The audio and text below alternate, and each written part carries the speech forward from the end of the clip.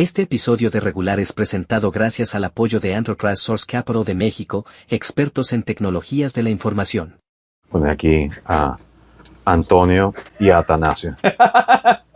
¿Cómo ves mis juguetitos, Sergio? ¿Qué te parece? Me encanta, o sea, te digo la verdad, me encanta. Estos muñequitos yo, o sea, sí los había visto, o mejor dicho, había visto quién hacía mención de ellos, Ajá. pero no los había visto como en realidad. Ok.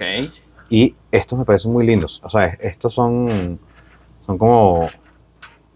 O sea, yo sé que está pensado como un juguete, pero realmente no solamente un juguete, son tan bonitos que podría ser incluso como, ¿sabes? Los alebrijes que uno compra. Ajá.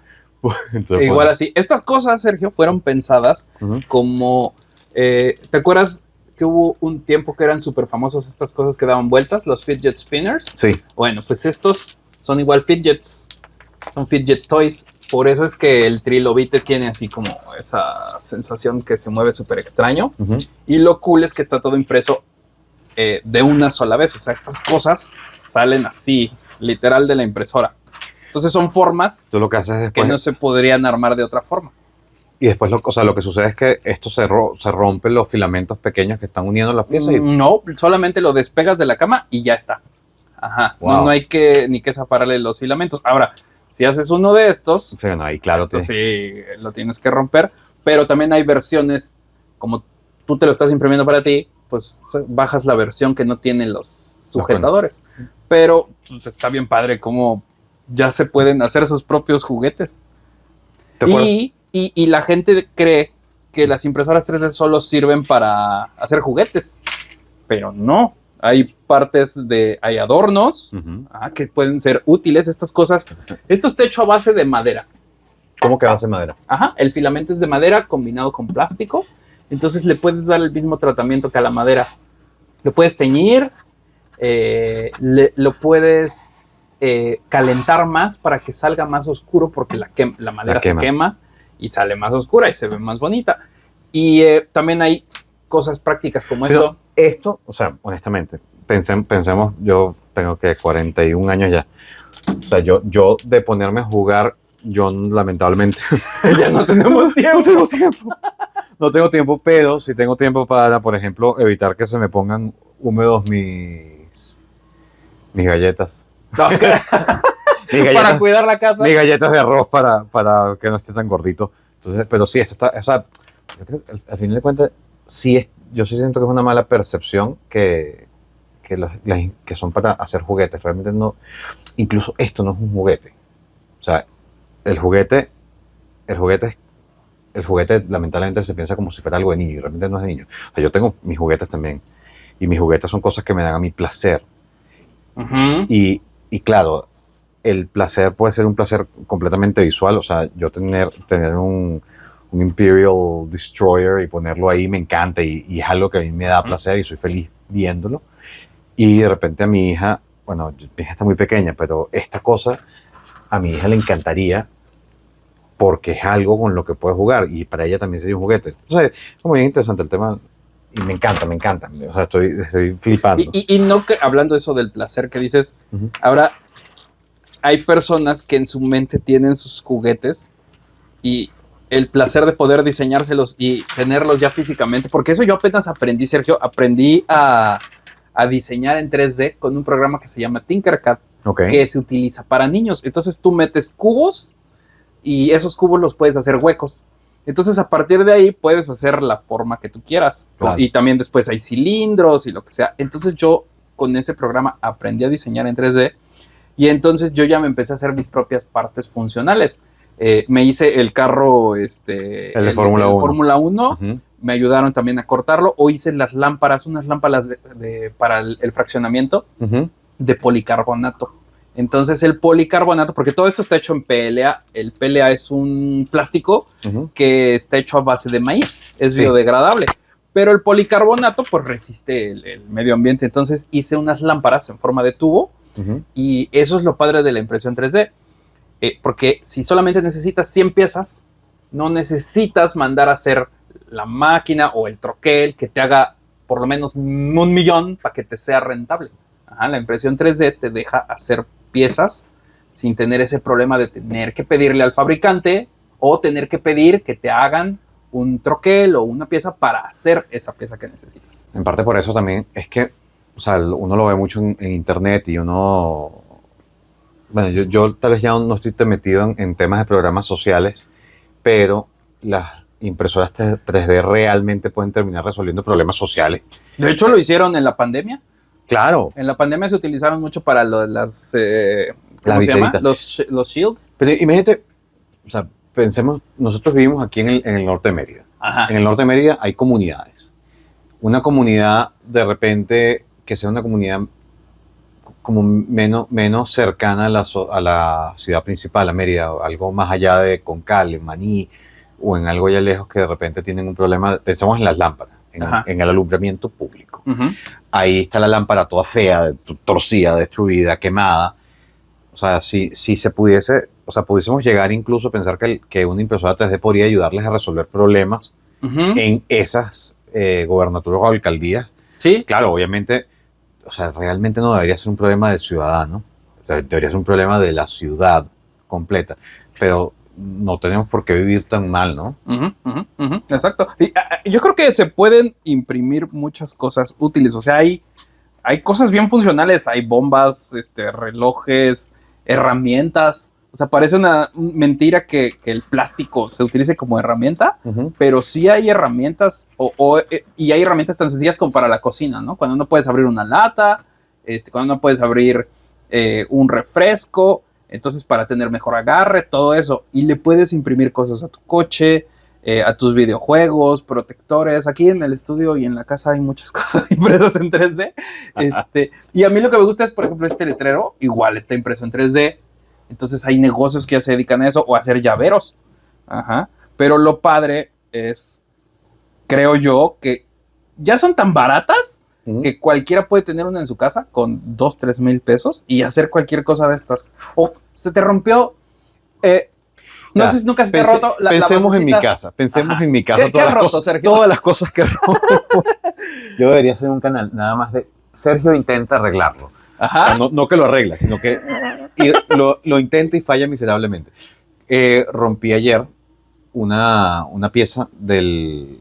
Yo tengo como unas puertas en el lavabo Ajá. y me quedé con la pieza en la mano. La O sea, manija. La manija, la gacha. Ok. Y después, o sea, y como es un tipo de manija de plástico de estas que traídas por Temu, Oh, ok. me quedé con la cosa en la mano y digo, bueno, ¿ahorita qué hago? La boto completo el mueble. Ajá. ¿Por qué? Porque no, o sea, ¿cómo voy a hacer yo para conseguir una pieza que se vea ahí? O sea, lo veo como muy trabajoso, pero bueno, con una impresora sí podría ser, Sí, claro. porque tú puedes, hay como maneras de escanear una pieza existente. Ah, bueno, eso es otra cosa. También puedes escanear cosas. Uh-huh. Es que hay muchas cosas. O sea, tú lo puedes diseñar desde cero. Puedes escanearlo. Hay escáneres especiales o incluso con tu teléfono, si tienes un iPhone Uh-huh. y algunos Android tienen sensores infrarrojos, entonces puedes escanear ya las cosas con tu teléfono o con varias fotografías. Y si no, recurres a la inteligencia artificial o te metes a todas las páginas donde ya existen diseños, Uh-huh. porque las personas suben sus diseños y buscas la jaladera del mueble de la cocina tal, ¿sabes? O jaladeras de cocinas y a ver qué te encuentras. A lo mejor hay una que te gusta más. Y entonces la imprimes al momento y la puedes imprimir de materiales como el PETG, que es el que están hechas las botellas de refresco, Uh-huh. y eso te va a durar un montón. O puedes hacer cosas como esta de madera, que de repente Ajá. son menos duraderas, pero también son más environmentally friendly. Ajá, sí. Aunque el PLA también es Sí, porque es el de maíz. Ajá, es de maíz. Más o menos. Entonces, todo eso puede servir. A ver, me estás escribiendo mi organizadora de la vida. Yo me acuerdo, Sergio, Uh-huh. que alguna vez te estábamos hablando de qué hacíamos aquí en Regular. Uh-huh. Y yo recuerdo que tú dijiste algo sobre los libros, que los libros pueden tener muchos significados. Ajá. Sí. Y que la palabra como que no es final, pero no entendí bien, no recuerdo bien a qué te referías en eso. Y no recuerdo bien el contexto en el que lo platicamos, pero se me hizo interesante. Yo de repente me acuerdo de la circunstancia histórica, unas cervezas, una cosa. Ajá, algo así sucedía en ese momento. ¿Qué pasa? O sea, ¿qué es lo que yo creo de los libros? Y no son los libros, y no solamente es la palabra escrita, es toda expresión. Ajá. Toda expresión. O sea, al final de cuentas, nosotros como seres humanos vivimos gregariamente. O sea, tú y yo somos amigos, tú y yo hablamos, nos expresamos, pero yo no soy tú y tú no eres yo. Tú tienes tienes un universo privado, yo tengo un universo privado, y realmente esos universos privados no son parte del mismo universo. O sea, no están totalmente unidos, ni se pueden unir. O sea, nosotros nos unimos es en la expresión. El hecho de una experiencia comunicativa como esta es como si yo te estuviese entregando algo. Yo te entrego a ti el robot 13 y tú recibes el robot 13, pero lo que yo quise darte no es lo mismo que tú recibiste. Ajá. No es lo mismo que tú recibiste. De repente, en este caso que es tan tangible, tan experimental, tan físico, podría ser más difícil hilar fino, pero pensemos en un mensaje, en una experiencia de comunicación. Pensemos en un libro que es una palabra escrita, donde hay una experiencia de quien lo escribe, donde hay una vida, donde hay una cantidad de cosas que se transmiten en ese mensaje. Cuando tú lees ese libro, ya ese libro no es mi libro, ese libro es nuestro libro. Entonces, por eso el mensaje es diferente, por eso cada palabra que se dice, cada palabra que se recibe son experiencias únicas, irrepetibles y distintas. La razón por la cual uno hace amistad con el otro es porque en esos mundos individuales logramos trazar puentes y logramos aceptar, vamos a decir, convenciones. O sea, por ahí probablemente iba la conversación en aquel momento. En última instancia, el hecho de que tú y yo estemos hablando es en sí mismo casi que un milagro. Porque, o sea, ¿desde hace cuánto tiempo existe la palabra hablada? ¿Desde hace cuánto tiempo existe la comunicación de este estilo tan fino? Porque en última instancia la palabra hablada es muy fina. O sea, hay inflexiones, hay gestos, hay una cantidad de cosas que están sucediendo entre nosotros que estamos entendiendo, y no son solamente la palabra exacta que yo estoy utilizando, sino todo lo que está sucediendo es una acción comunicativa. Entonces, es súper poderoso. Entonces, pero lo que tú estás obteniendo tú como sujeto de lo que yo estoy profiriendo como sujeto también, no son exactamente las mismas cosas. Pensemos, en este caso, porque somos amigos y nos entendemos bien, pero imagínate que fuéramos dos personas que no se conocen. Que es la primera vez que tú y yo estamos, que es lo que pasa cuando uno lee un libro la primera vez. El prejuicio antes. Di tú el prejuicio, di tú que pensemos que no hay juicio, pensemos que nunca en nuestra vida hemos tenido el gusto de vernos. Okay. Y yo voy y yo digo, oye, qué lindo este muñequito. Tú podrías interpretarlo de muchas maneras, tal vez negativas. Sí. Tal vez mi objetivo es, oye, o sea, si lo hubiese dicho de otra manera, oye, qué lindo este muñequito, tú hubiese dicho, mira, sí, qué chévere. Porque ese muñequito, además este muñequito lo hiciste tú, esto no fue que, o sea, no es cualquier cosa. Pero yo tampoco sabía que este objeto lo habías hecho tú. De repente yo veo esto en una circunstancia aparte, así en, qué sé yo, un Flying Tiger, en una tienda de estas de variedades, uno ve algo similar y dice, mira, X. Pero cuando tú me dices, no, esto lo hice yo, entonces yo ahí conecto con tu experiencia como un maker, conecto con tu experiencia y todo lo que yo sé que tú has hecho en tu vida para crear cosas como esta, y ahí se vuelve mucho más significativo. Y si yo, por ejemplo, cuando tú me quieres dar tu mensaje y yo no lo recibo bien, ¿qué se puede hacer para recibirlo bien? O sea, por ejemplo, a alguien que ha sufrido mucho maltrato, si tú le hablas, pues te va a responder o va a pensar que todo es como malo. O a alguien que es muy animoso, cualquier cosa que le digas lo va a tomar como, a lo mejor no con la seriedad necesaria. Entonces, ¿cómo se arregla eso? ¿O es de cada uno? ¿O tú como comunicador tienes que encargarte de que el otro te entienda? ¿O el que está recibiendo es el que se tiene que encargar de entender lo que le están comunicando? ¿O es un trabajo de los dos? ¿O cómo se hace eso? Ciertamente es un trabajo de los dos, pero te voy a decir lo que me dijo una amiga de mi familia hace muchos años. Ella trabaja en una escuela en Estados Unidos y me dijo, piensa que todo viene de un buen lugar. En inglés es it comes from a good place. O sea, tal vez la expresión no fue la más correcta, tal vez el mensaje no fue el más claro, pero nosotros somos criaturas buenas en general. en general, la raza humana está repleta de individuos que como individuos son buenos. Entonces, cuando a ti no te gusta algo de la primera comunicación, opta por un gesto de fe y di, oye, tal vez no entendí lo que esta persona me quiso comunicar bien. Vamos a darle otra segunda oportunidad, a ver qué onda, a ver qué tal, porque tal vez yo no hubiese dicho eso de esta manera, pero yo dudo que una persona buena, su intención sea herirme o su intención sea decir cosas malas. O sea, tal vez puede ser un poco naif de mi parte, tal vez, pero yo prefiero pensar que la gente es buena a pensar que la gente es mala. Prefiero pensar que la gente dijo, oye, tal vez dijo la cosa de una manera inadecuada a decir, este tipo juzga mi trabajo, la labor de mi vida como un chiste. ¿Entiendes? O sea, y uno, y yo, ojo, yo digo las cosas a veces también muy mal. O sea, yo de repente soy muy gesticulador y a veces mezclo gestos de desagrado donde no tienen que ver gente. No todo el mundo, sí, lo hago. O sea, a veces digo, ay, qué lindo. Ay, qué lindo. Y pongo cara de desagrado. Realmente no, de repente puse una cara de desagrado por idiota, pero no porque realmente me desagrado. De repente, no sé, nadie es perfecto en la comunicación. Pero, o sea, puede pasar realmente. Okay. Entonces, yo sí creo que es un trabajo de dos. Es un trabajo de dos. Yo intento en mi comunicación nunca hacer daño.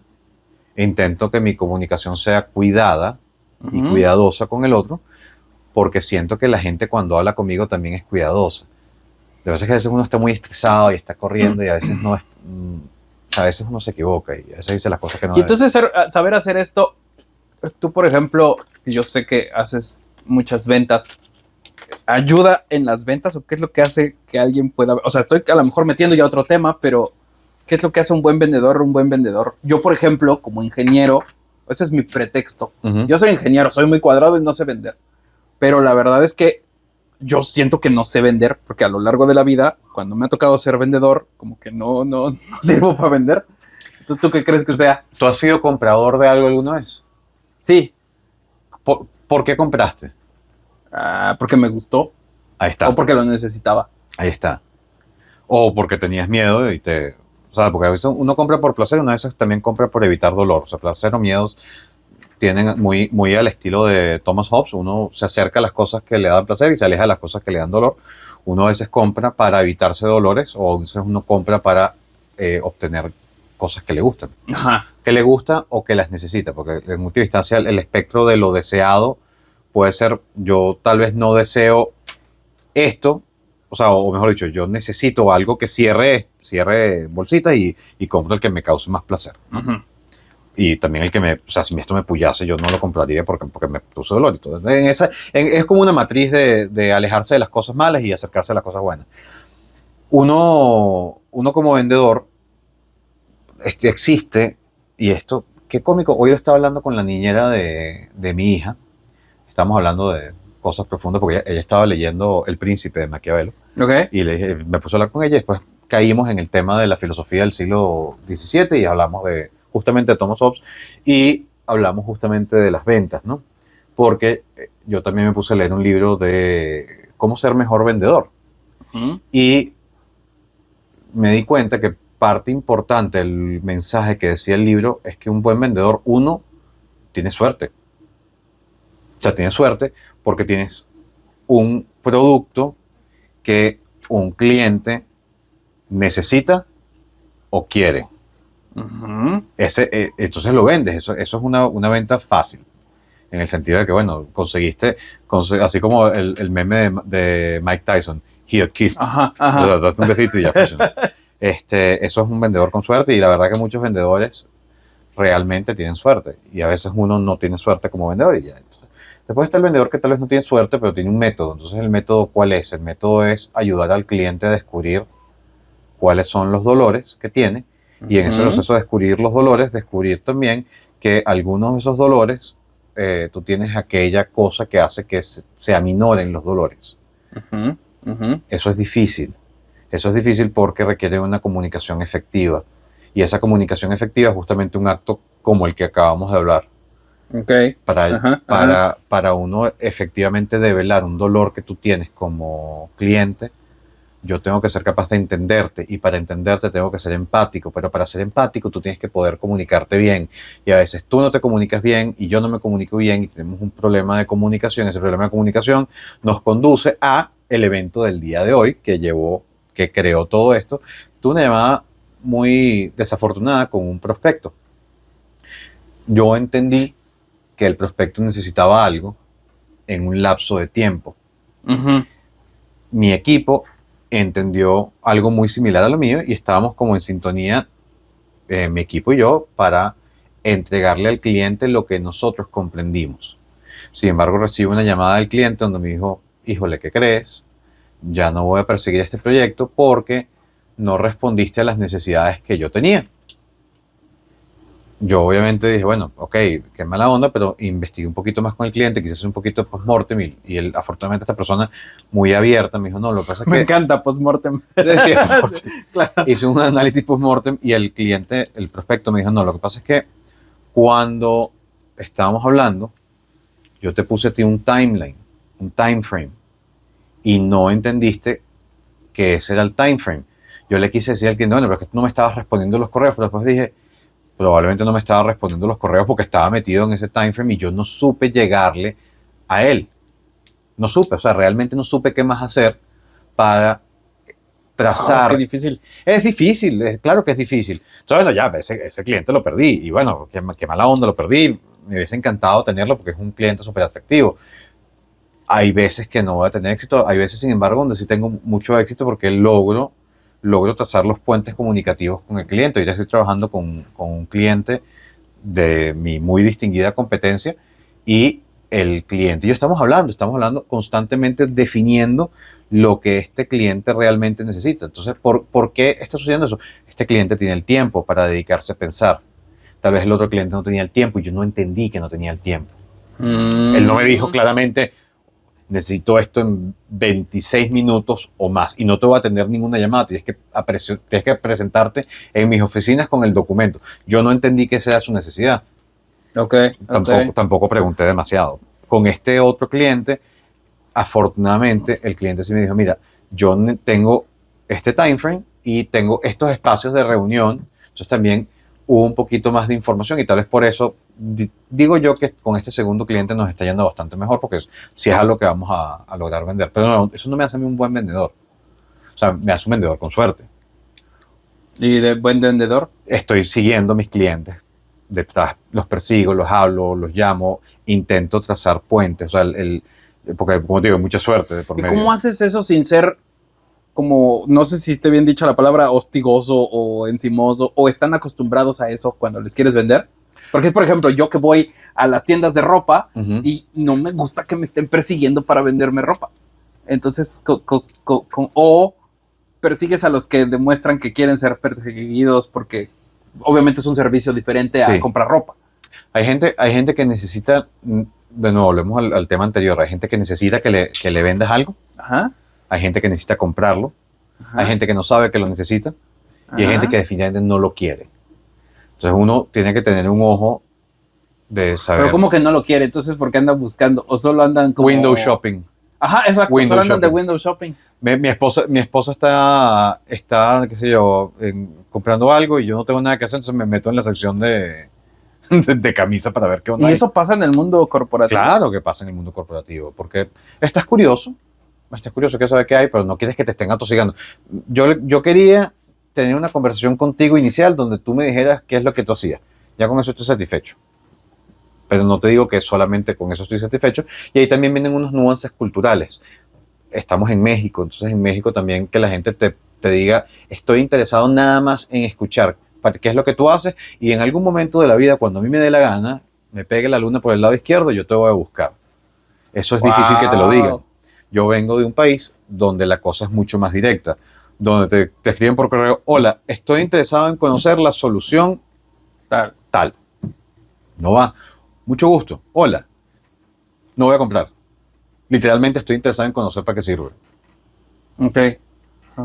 Y ya uno ve si se mete. ¿Y entonces el ahorita es exclusivo de aquí? No, no, o sea, El ahorita. hay gente en otros países que también usa el ahorita o el nunca te dicen que no, Ok. porque eso también pasa aquí mucho, que no te dicen que no, o no te dicen que sí, no te dicen nada. Ganamos un proyecto y no sabíamos que lo habíamos ganado. No nos dijeron que lo habíamos ganado. Y un proyecto grande, y yo decía, ganamos el proyecto. O sea, yo no sabía que iba a ganar el proyecto. Estaba hablando con la persona y yo me quedé así, yo dije,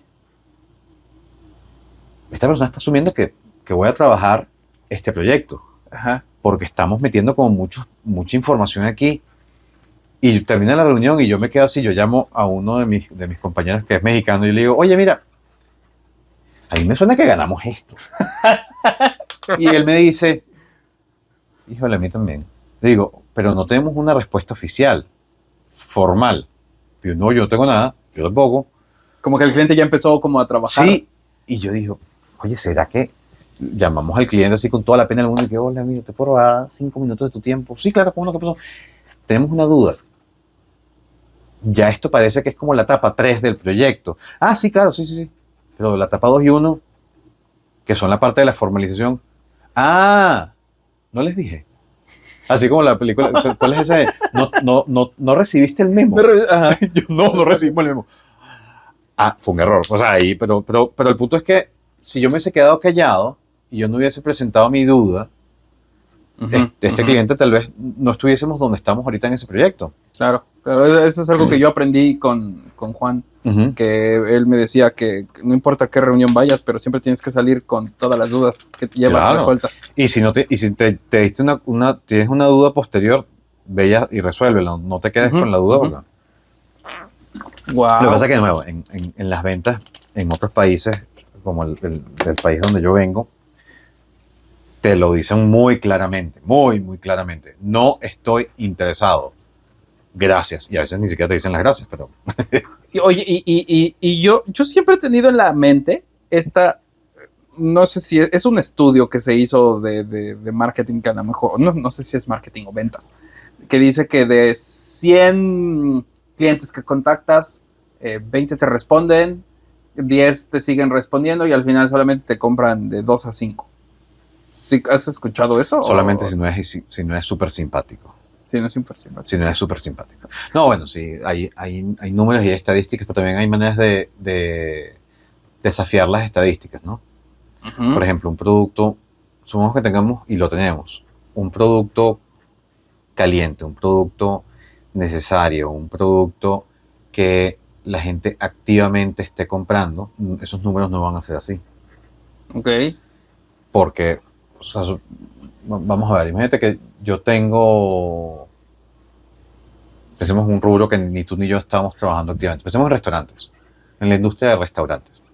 En Mérida hay aproximadamente 800 restaurantes de más de 2 salones y hay como 700 restaurantes pequeños y hay aproximadamente 1000 comederos, o sea, 1000 sitios donde la gente come, y todo esto es lo que está incorporado en la zona norte de Mérida. Hay mucho más, porque Mérida es una ciudad de casi 2 millones de habitantes, ¿no? O sea, hay bastantes restaurantes.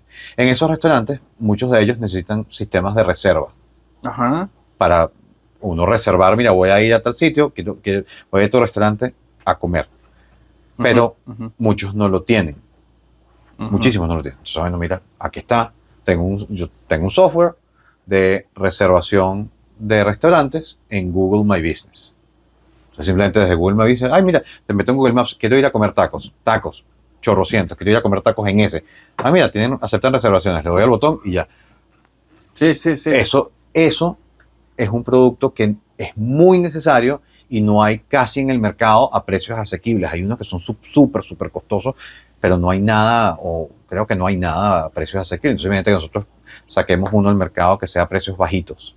Ok. Entonces, ahí ya la venta no van a ser esos números, porque tenemos un nicho de mercado, tenemos una necesidad, tenemos poca competencia. O sea, como te digo, hay muchas otras variables. No es tan sencillo como que la mitad de la mitad de la mitad del 20%. Eso es, no sé, de repente en rubros que son sumamente competidos o donde hay mucho. Pero si tu rubro o tu nicho está poco explorado y tienes una propuesta de valor diferente, pues esos números van a cambiar. Entonces la nube todavía sigue siendo atractiva. La nube no, tal vez no la nube como nube, así como te voy a vender infraestructura como servicio o plataforma como servicio. No, te voy a vender un software como servicio que está montado en la nube, pues ese software como servicio te resuelve un problema. Oye, ¿y ahí qué es lo que más está vendiendo? ¿Software como servicio? Lo que más se está vendiendo siempre va a ser software como servicio porque es donde hay más variedad. Pero todo software como servicio está basado sobre plataforma como servicio, sobre infraestructura. O sea, en última instancia, así tú no vendas los fierros virtualizados, en última instancia, yo vendo un CRM que sirva en WhatsApp, yo lo tengo montado en algún lado. Sí, sí, Yo estoy vendiendo el software como servicio, pues estoy utilizando la infraestructura como servicio. Entonces, realmente, tal vez la venta real, y es lo que yo te iba a decir, la venta real no va a la venta de objetos, tal vez va a la venta de soluciones. Entonces, tal vez la palabra SaaS es más como Solutions as a Service, suena como repetitivo, es redundante, pero en última instancia, sí, tú como vendedor tienes que buscar ayudar a tu cliente con una necesidad, ¿no? Tú no puedes venderle a alguien algo que no quiera ni algo que no necesite. Eso, primero que nada, sí es poco ético, ¿no? O sea, te voy a vender algo a la fuerza. ¿Por qué no hacen todos los vendedores eso? No todos, pero muchos vendedores. No creo, o sea, de repente... Como dicen que ese vendedor puede vender hasta piedras o algo así, ¿sabes? Pero vende piedras porque necesita, o sea, no sé, a mí me parece poco ético. Puedo estar equivocado, puedo ser un poco naif al respecto, pero yo siento que un buen vendedor no es el que vende piedras a que no las necesita. A quien no necesita. El buen vendedor es el que consigue a quien venderle piedras porque las necesita. Ajá, es el que me parece a mí que es un buen vendedor. Porque si no me parece poco ético, o sea, me parece, voy a venderle, mira tú, estaba viendo un drama coreano el otro día. Soy fan de los dramas coreanos. Mi esposa es fan de los dramas coreanos, así que... estamos viendo un drama coreano y en el drama coreano están haciendo mención a un tipo que vendía piezas como de refacciones. Iba con el maletín y vendía refacciones. Y vendía refacciones a señoras de 80 años que lo que tenían era dinero, estaban muy solas y el tipo le dedicaba un par de horas a conversar con la viejita. La viejita iba y compraba un poco de refacciones que no necesitaba y tenía la casa llena de refacciones. La señora eventualmente se muere y la gente se pregunta por qué hay tantas refacciones y por ahí devenga la historia de amor entre dos protagonistas. Pero el punto está en que me parecía muy feo. O sea, y me parecía muy feo que el tipo agarraba y le vendía a una persona que no las necesitaba, que jamás la iba a utilizar, un objeto que en última instancia no era lo que era valioso. O sea, yo creo que hubiese sido mucho más ético, en mi opinión, que el tipo se hubiese vendido el tiempo. Le digo, te vendo, en vez de venderte la refacción, te vendo que me voy a quedar contigo 2 horas. O sea, la necesidad de la viejita no eran las refacciones, la necesidad de la viejita era la compañía. De repente hubiese sido mucho más ético el personaje si se hubiese dedicado a hablar con la señora. Ya. Entonces yo siento que el tipo era muy buena persona, pero muy mal vendedor, porque vendió cosas que no tenía que vender. O sea, nuances, detallitos. El tipo es el bueno de la película y todo el cuento, pero en última instancia a mí sí me preocupa mucho, mucha gente que yo veo videos posteados, temas de TikTok, que dicen, no, las 20 tips para vendértelo. Yo digo, ok, bien, hay buenas ideas. Además, todo el mundo tiene derecho a sus opiniones. Lo que no todo el mundo debe hacer es seguir todas las opiniones que observa en la vida. ¿No? Tiene que ser un poco de criterio. Pero tal vez yo soy director comercial de una compañía. Mi trabajo es activamente vender. ¿Ok? O sea, y puede parecer contradictorio lo que te estoy diciendo, pero yo no quiero que mi compañía venda por vender. Yo quiero que mi compañía venda cosas transformacionales para mis clientes. O sea, cosas que tengan sentido, que causen impacto. Porque aparte eso te da también que se continúe la venta, ¿no? Como que haya una relación a largo plazo. Por supuesto, porque el cliente no me... O sea, yo no vendo un objeto, yo vendo software como servicio o plataforma como servicio. Vendo cosas que en el tiempo pretenden ayudarte a transformar tus negocios. Entonces, mientras más tú transformes tu negocio, más me compras a mí. Es lo que yo veo como un círculo virtuoso de productividad. Pues entonces viene alguien y me dice, no le vendiste algo que no necesitaba a un cliente, y eso que el cliente es importante, y a veces uno se siente mal y dice, ay güey, tienes razón, ¿cómo peleé ese negocio? Y me pongo a pensar en retrospectiva y digo, bueno, mira, no tracé los puentes de comunicación correctos, puede ser. Mi mensaje no fue claro, el mensaje del cliente no fue claro, no conseguimos armar un modelo que le sirviera a él, o el tipo simplemente no le dio la gana porque no quería eso y yo estoy vendiéndole nabos a una persona que necesita comprar vacas. O sea, también puede pasar ese tipo de cosas. Pero ni siquiera sabe que necesita vacas, como la señora que Que lo que tampoco pedía lo que necesitaba, ¿no? No, bueno, pero es que el otro tipo no lo vendía. El otro tipo no vendía su tiempo. ¿Entiendes? Entonces, es difícil hilar. Pero al final de cuentas las relaciones humanas, Ricardo, son difíciles de hilar. O sea, es difícil poder trazar una comunicación perfecta entre dos individuos porque, de nuevo, yo aquí meto componentes de mi creencia y de mi filosofía personal. En última instancia, mi yo y tu yo son dos cosas separadas, están en dos mundos distintos, dos universos distintos, y cuando hablamos del nosotros es un gesto de fe, un gesto de confianza, un gesto de trazar puentes. Entonces, esos gestos a veces no son tan claros, ¿no? ¡Wow! Me encanta, Sergio. Suena, Sí, suena ¿no? romántico. Suena romántico, pero está padre. Me Suena- gusta eso del gesto de fe. Yo creo que con eso me quedo hoy, Sergio. Está Buenísimo. muy bueno. Así que, pues nada. Muchas gracias, Sergio, por acompañarme hoy. Hoy solamente es como un refresh de lo que estamos haciendo aquí en Regular. Y esperamos que nos cuenten, no sé, qué piensan las personas. A ver cómo vamos con esto. Tenemos inteligencia artificial que nos está ayudando a hacer muchas de estas cosas, pero no le digan a nadie. Y también hay mucha mano manual para editar y cortar cosas. Pero gracias, Sergio. Sergio Farías. Ramírez. Sergio Ramírez Farías. Ajá. Mi mamá. Ingeniero. Gracias por recordarme. Recuérdame qué eres, Sergio. Filósofo. Pero, Trabajo en ciencia, trabajo en tecnología. ¿y cómo llegaste a eso antes de irnos? Dato curioso, yo trabajaba como maestro de escuela. Ok. Yo era profesor de niños de 13 años hasta los 17. Y le di clase a dos personas maravillosas. Un chavo y una chavita. Fueron alumnos míos. ¿Les diste clases de filosofía? No, de inglés, de historia, O sea, tú estudiaste primero filosofía y educación. y educación. Y después estudié un poco de psicología y un poquito de teología también. Ok, Y yo daba clases de inglés. ok. Pero bueno, Ajá. clase de inglés porque sé hablar inglés. Entonces, bueno, estaba dando clases en un colegio y le di clase a estos dos chavos. Bueno, empecemos con el primero, con el grande. Di 12 años de clase. Entonces, tengo aproximadamente, podría decirte que pasaron por mis clases 36 grupos de personas. Pero en este caso, esta persona, yo le di clase a él. Él se graduó del colegio Ajá. y después vino su hermana. Y Ajá. su hermana fue también alumna mía y ambos son personas súper diferentes, súper chéveres como estudiantes. Y después venía el pequeñito de ellos, también no le di clases, sino lo acompañé en unos temas típicos de coaching, de temas de Model of United Nations y todo el cuento, lo ayudé también. Y me hice amigo de la familia.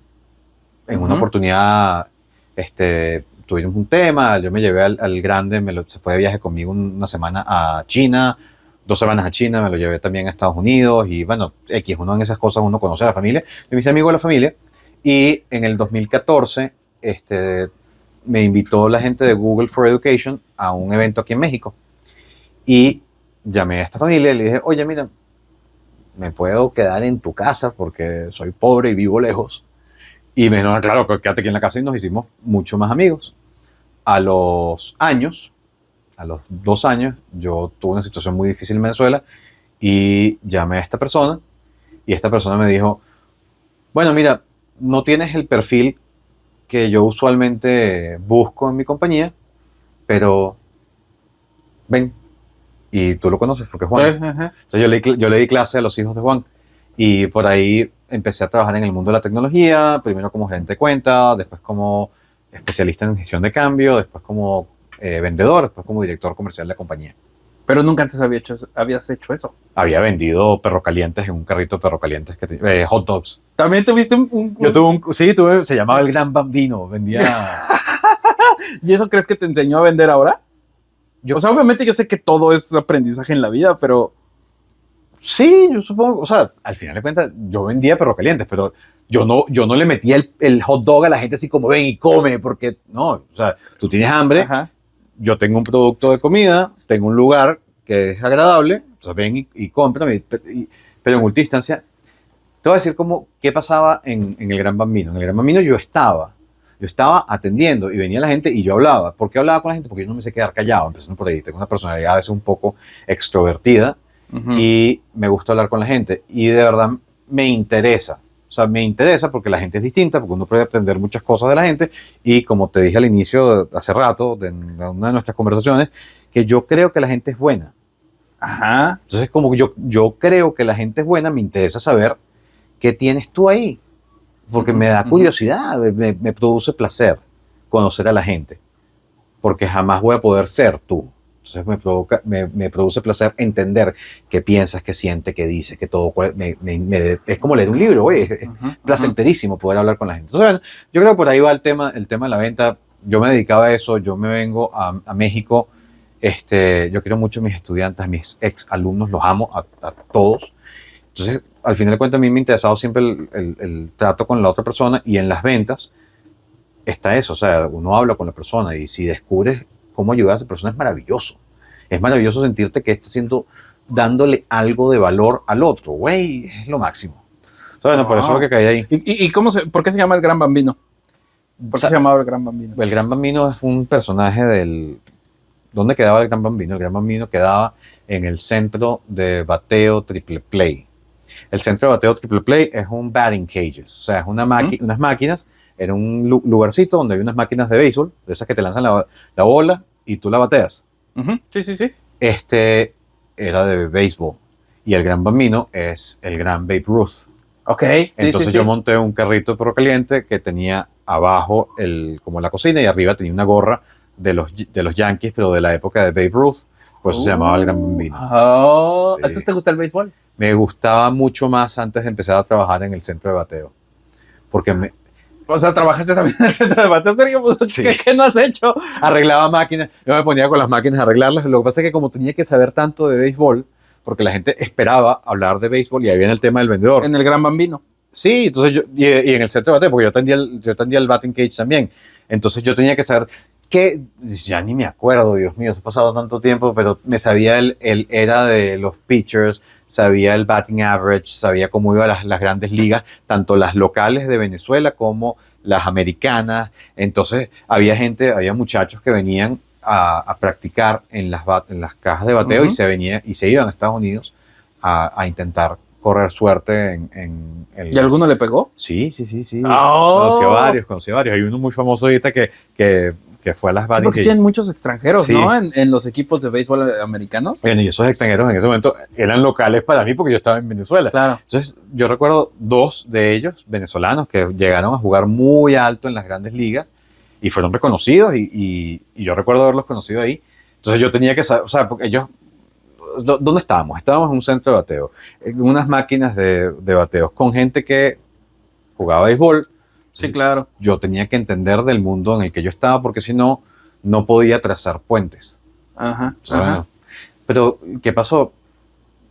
Fue tanto la exposición al béisbol que ya así como, ay, güey. Ya, béisbol. fue suficiente. Sí, ya. Ojo, pero me encanta el estadio Cuculcán y el béisbol. Yo no lo conozco, tengo que ir. Tenemos que ir. Vamos. Tenemos que ir y vamos a ver un partido de los Leones de Yucatán. Porque, o sea, yo sí me entretiene. O sea, yo puedo pasar horas agitando y lo voy a disfrutar muchísimo, Sí, pero sí. ya no es así como, es que este jugador tiene este averaje, así los números, así como, ¿te acuerdas de la película de Russell Sí, sí, Crowe? sí, claro. La mente brillante. Ya es meme. Sí, exacto. Ya no. Perfecto. Bueno, hermano, Me encanta, Sergio. Muchas gracias. ¿De qué, Qué bueno amigo? que estuviste aquí. Cuídate y esperemos que esto siga. seguro que sí va a seguir. Bueno, gracias. Ahí está. ¿Está cool? Este episodio de Regular es presentado gracias al apoyo de Enterprise Source Capital de México, expertos en tecnologías de la información.